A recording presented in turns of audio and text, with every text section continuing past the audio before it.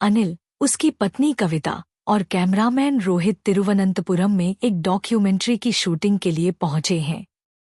कई दिन की यात्रा के बाद वे थक चुके हैं और एक सुनसान टूरिस्ट लॉज में रुकने का निर्णय लेते हैं। अनिल हंसते हुए, आखिरकार हम तिरुवनंतपुरम आ ही गए। ये सफर कितना लंबा था, है ना कविता? कविता, हाँ सच में, अब तो बस आराम करने का मन कर रहा है। लॉज का माहौल शांत था, सिर्फ पुरानी दीवारों से आती हल्की खड़खड़ाहट की आवाजें सुनाई दे रही थी। तभी लॉज का पुराना केयरटेकर गोपीनाथ उनके पास आता है। गोपीनाथ, नमस्ते। आप लोग कहाँ से आए हैं? अनिल, दिल्ली से आए हैं कुछ डॉक्यूमेंट्री शूट के लिए। गोपीनाथ, अच्छा, वैसे ये जगह अब सीजन में नहीं है तो ज्यादा टूरिस्ट नहीं आते। कविता, अच्छा है, हमें थोड़ी शांति मिलेगी। सभी आराम करने के लिए बैठे थे और कुछ सामान्य बातें हो रही थी। तभी कविता की नजर खिड़की से बाहर पड़ती है।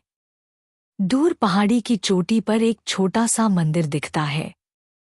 कविता, वो देखो, वो पहाड़ी के ऊपर जो छोटा सा मंदिर है, वो कौन सा है? गोपीनाथ, आप वहां मत जाइएगा। वो जगह बहुत खतरनाक है। वहां आत्माएं और चुड़ैलें रहती हैं। गोपीनाथ के चेहरे पर डर साफ झलक रहा था। लेकिन अनिल और कविता उसकी बातों को मजाक में उड़ा देते हैं। अनिल हंसते हुए, हम इन बातों पर विश्वास नहीं करते। कविता जिज्ञासा से, फिर भी बताइए तो सही, वो जगह क्या है?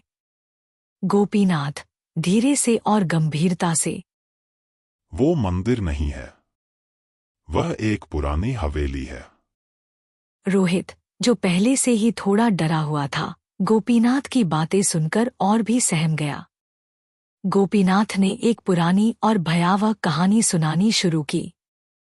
गोपीनाथ, कहते हैं वहां एक भयानक चुड़ैल रहती है। जिसने भी उसका चेहरा देखा या उसके पास गया, उसका बुरा हश्र हुआ। चुड़ैल कभी भी गांव में आ जाती थी, किसी औरत या आदमी का रूप लेकर। लेकिन एक दिन एक तांत्रिक ने उसे शाप दिया कि अब वह अपनी पहचान नहीं छिपा सकेगी और उसके पैरों के अंगूठे काट दिए। अब जब भी चुड़ैल गांव में आती है, उसके बिना अंगूठे के पैरों के निशान दिखाई देते हैं। गोपीनाथ की कहानी सुनकर रोहित का चेहरा फीका पड़ गया। मगर अनिल और कविता को इन सब बातों में कोई दिलचस्पी नहीं थी। रात गहराती जा रही थी। खाने के बाद अनिल और कविता अपने कमरे में आराम कर रहे थे। अनिल, क्या तुम सच में उस चुड़ैल की कहानी पर यकीन करती हो? कविता, नहीं, लेकिन मुझे वहां जाना है। कविता की आंखों में एक अजीब सी चमक थी। वह दृढ़ थी कि उसे वहां जाना है। अनिल ने कुछ सोचकर सिर हिलाया और वे दोनों उस कथित मंदिर की ओर निकल पड़े। अनिल और कविता मंदिर जाते हैं, वहां 2 घंटे तक खोजते हैं, लेकिन कुछ नहीं मिलता। कविता, कुछ नहीं था वहां, सब बकवास है। अनिल, सच में सब अफवाहें हैं।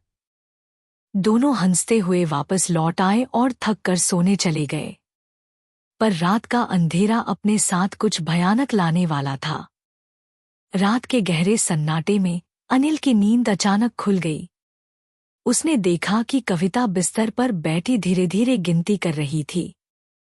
अनिल नींद में, ये तुम क्या कर रही हो कविता? कविता धीरे धीरे गिनती करते हुए, 1, 2, 3। अनिल, बस करो ये सब, सो जाओ।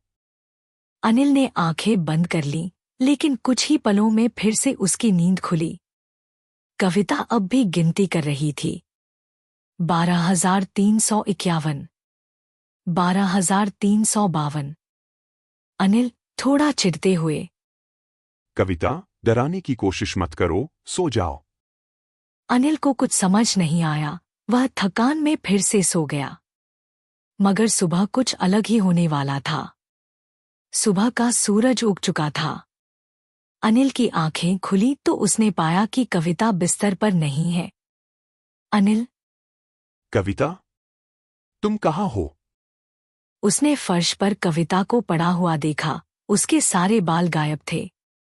अनिल, घबराते हुए, ये क्या हुआ?